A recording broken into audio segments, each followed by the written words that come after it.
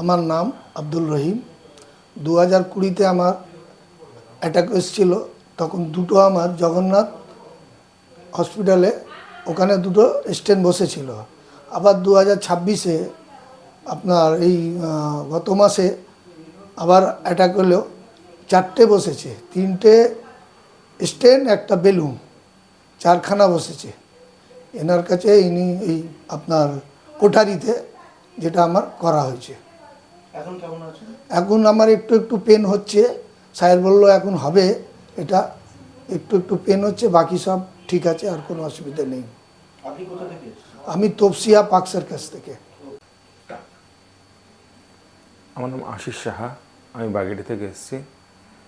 স্যারকে দেখাতে এসেছিলাম, বুকে হালকা পেন হতো আর উঁচুতে হাঁটতে গেলে অসুবিধা হতো।